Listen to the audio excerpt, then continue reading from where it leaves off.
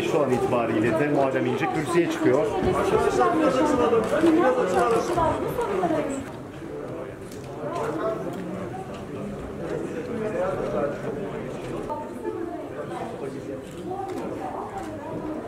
18 yıllık bir iktidar Türkiye'nin sorunlarını çözmediği gibi yeni sorunları da maalesef eklemiştir. Mühürsüz oy pusulalarıyla kabul edilen Cumhurbaşkanlığı hükümet sistemi Türkiye'nin sorunlarını daha da derinleştirmiştir. Oysa önemli olan evde buzdolabının olması değil, buzdolabının içinin dolu olmasıdır. Büyük bombaların var demiş, Perşembe günü işaret etmiştik. Muharrem İnce için beklenen gün geldi. Saatler 10.30'u gösterirken kameralar karşısında... Herkes konuştu. Bilen de konuştu, bilmeyen de konuştu ama bir tek Muharrem İnce konuşmadı. Şimdi Muharrem İnce konuşacak. Değerli basın mensupları, Türkiye tarihinin en zor dönemlerinden birini yaşıyor. 18 yıllık bir iktidar Türkiye'nin sorunlarını çözmediği gibi yeni sorunları da maalesef eklemiştir. Mühürsüz oy pusulalarıyla kabul edilen Cumhurbaşkanlığı hükümet sistemi Türkiye'nin sorunlarını daha da derinleştirmiştir. Devlette kurum ve kurallar çökmüş, tek adamın buyruklarının onları uygulayan mekanizmalar ortaya çıkmıştır. Bu dönemde din ve vicdan arasındaki bağ koparılmıştır. Ne yazık ki bizler zengin toprakların yoksul çocukları haline geldik. Türkiye'de atıl bekletilen yenilenebilir enerji kaynakları devreye alındığında ve enerji verimliliği arttırıldığında daha bağımsız, daha temiz, daha verimli, insan ve doğa odaklı bir enerji geleceği mümkündür. Dış politikada denge politikaları kuramayıp gelgitler yaşayan, parasını ödediği savunma sistemlerini ve savunma araçlarını alamayan, kullanamayan, sorunlarını çözmek yerine ertelemeyi tercih eden bir ülke haline geldik. Cumhuriyet Halk Partisi tarihinde ilk kez meclis grup başkan vekilleri seçimle göreve gelmiyor. Kaldırıldı, genel başkan onları atıyor. CHP ile özdeşleşmiş olan ön seçim artık yok. Kurultaylarımızda 5 dakika konuşabilmek için büyük mücadele vermek gerekiyor. Bugün kurultayda Cumhuriyet Halk Partisi'nin genel başkanı bir konuşmacıyı dahi dinlememiştir.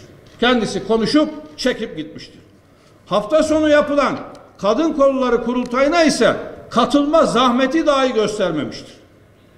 Partinin en üst organı olan kurultayın seçmediği parti meclisi üyesini 2 satırlık bir yazıyla siz seçmezseniz seçmeyin, ben genel başkan yardımcısı görevini ona veririm diyerek kurultay iradesini de tanımayan bir genel başkanımız var artık. Ben bir siyasi parti ömrüm CHP zihniyetiyle mücadele etmekle geçti diyen dostlarına değil, önce kendi gücüne ve kendi evlatlarına güvenmelidir. Cumhuriyet Halk Partisi İçişleri Bakanlığı'na dilekçeyle kurulmuş bir parti değildir. Onun için Cumhuriyet Halk Partisi'nden ayrılırken de dilekçeyle ayrılınmaz. Ayrılsam bile Cumhuriyet Halk Partisi'ni yıpratmak için değil, Cumhuriyet Halk Partisi'ni kurtarmak için ayrılırım. Salıdan salıya iktidarın stratejik olarak kuyuya attığı taşları temizlemek ve laf yetiştirmek, kolay yolu seçmek, muhalefet olarak kalmaktan memnun olmak demektir. AKP çökecek. Bunu ben de görüyorum. Çökecek ama Türkiye'nin üstüne çökecek. AKP çökerken ne yazık ki Cumhuriyet Halk Partisi bir seçenek, bir alternatif, bir kurtarıcı rolü görmüyor. Cumhuriyet Halk Partisi sadece bir gözlemci olarak olayı seyrediyor. Çökse de, armut pişse de ağzımıza düşse mantığında devam ediyor. Siyasi partilerin kendi işlerinde demokrasi olmaması Türkiye demokrasisini de çökertti. Türkiye seçeneksiz değildir. Türkiye saray rejimine mecbur ve mahkum da değildir. Ayrıca Türk seçmeni tutucu da değildir. %80'i değişkendir. Bu sefer şu partiye, şu adaya oy vereceğim diye başlar.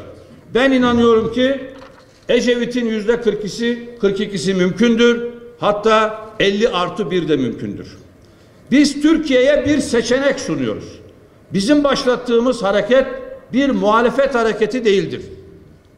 Parti içi muhalefet hareketi hiç değildir. Amacımız karamsarlığı, umutsuzluğu yok etmek ve bir çıkış yolu göstermektir. Bu toprağın insanları en zor, en karanlık dönemlerde bile umudunu, cesaretini, dayanışma ruhunu kaybetmemiş ve küllerinden yeniden doğmasını bilmiştir. Türkiye'nin barışmaya, üretmeye ve adil bölüşmeye ihtiyacı vardır. Bugün başlattığımız hareketin adı 1000 günde memleket hareketidir. Adımız memleket hareketidir. 1000 günde memleket hareketi. Bu hareketin kadrosu, alanında uzman, Türkiye sorunlarına kafa yoran, çözüm üreten kişilerden oluşmaktadır. Önümüzdeki günlerde bu kadroyla karşınıza çıkacağız. Zafer hazırlanmaktır. Kadromuzla, söylemimizle, milletimizle zafere hazırlanıyoruz. Bu hareket aklı ve bilime esas alacaktır. Irk, din, dil, mezhep, cinsiyet ayrımcılığına şiddetle karşı çıkacaktır. Doğaya ve çevreye saygı ön koşulumuz olacaktır. Kadına şiddet ve çocuk istismarına en yüksek sesle karşı çıkacaktır. İzleyecek, uygulayacak, gençlerimizin yaratıcı, yenilikçi görüşlerine en üst düzeyde öncülük edecektir. Yandaş medyaya gelince, bana olan yakınlığınız gözlerimi yaşartıyor. Gerçekten gözlerimi yaşartıyorsunuz. Ne kadar çok beni seviyormuşsunuz da ben 20 senede anlayamamışım.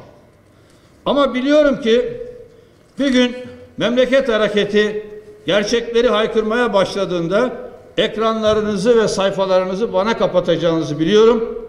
Ama merak etmeyin, memleket hareketi medyayı da özgürleştirecektir. Değerli arkadaşlarım, son olarak da size söyleyeceğim şudur. Gölgede kalanların gölgesi olmaz. Güneşe çıkanların gölgesi olur. Biz 4 Eylül'de güneşe çıkacağız. Sivas Kongresi'nin başladığı yerden başlıyoruz.